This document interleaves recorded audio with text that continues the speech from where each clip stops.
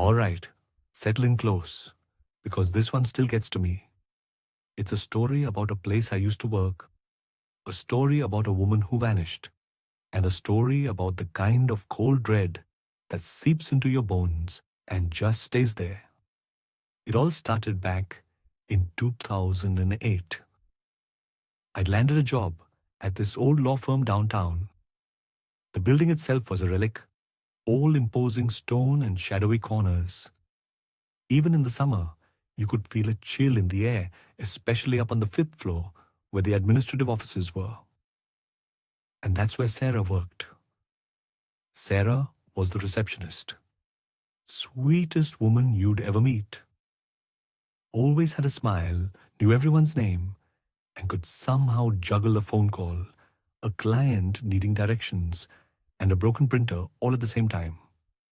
She was the glue that held that floor together. But she was quiet. Always had this sadness in her eyes, like she was carrying something heavy. One Tuesday morning, Sarah wasn't there. No call, no email, nothing. We figured she was sick. Maybe a family emergency. But Wednesday came, then Thursday. Still nothing. By Friday, the whisper started. The police got involved, of course. They searched her apartment, talked to her friends, family, nothing. It was like she'd just vanished. The official story was that she'd left, run off, started a new life. But nobody who knew Sarah believed that. She loved her job, loved her routine, loved the little plants she kept on her desk. Running away just wasn't her. And that's when the story started. People started saying they'd see her. Late at night, when they were working late, they'd catch a glimpse of her out of the corner of their eye, standing by her desk or walking down the hallway. Always just a fleeting image. And when they turned to look, she'd be gone. Old Mr. Henderson, a senior partner at the firm, swore he saw her one night. He was burning the midnight oil, reviewing a case, and he looked up to see Sarah standing by the water cooler. He said she looked different, pale, almost translucent, and her eyes empty. He blinked, and she was gone. He wouldn't stay late anymore after that. Said the air felt like ice on his skin. Then there were the phone calls. The phones would ring at odd hours, late at night or early in the morning. And when you answered, there was just silence. A heavy, suffocating silence that made the hair on the back of your neck stand up. Some people swore they could hear faint breathing or a whisper just on the edge of hearing. I didn't believe it. Not at first. I thought it was just office gossip, people letting their imaginations run wild.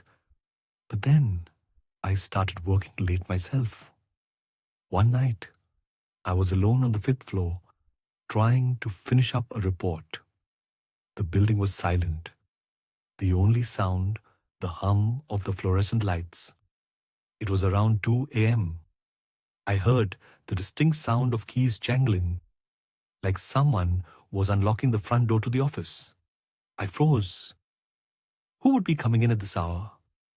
I peeked out of my office, and that's when I saw her, standing by her desk.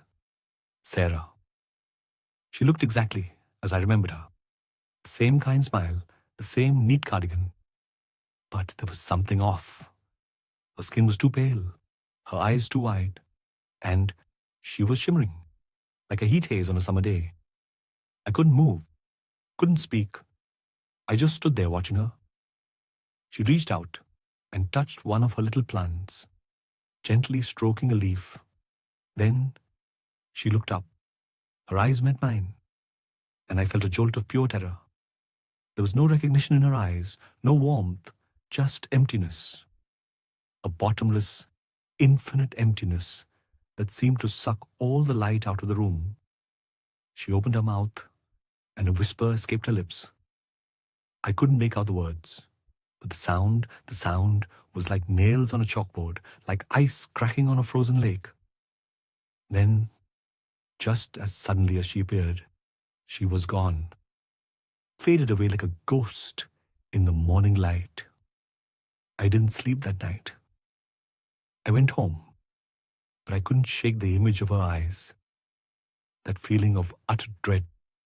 I tried to convince myself that I'd imagined it, that I was just tired and stressed, but I knew what I'd seen. I went back to work the next day, but things were different. I couldn't shake the feeling that I was being watched, that Sarah was still there, lurking in the shadows. Every creak of the floorboards, every flicker of the lights sent shivers down my spine. I started looking for another job, and I left soon after. I just couldn't be there anymore. Years have passed, but I'd still think about Sarah, about what happened to her, about why she vanished, and about what I saw that night on the 5th floor. Some say she's still there, trapped, reliving her last moments. A haunting reminder that some mysteries never get solved. So, what do I take away from this? There's some doors you just don't open, some secrets you don't want to know, and some places you just don't go. Trust me.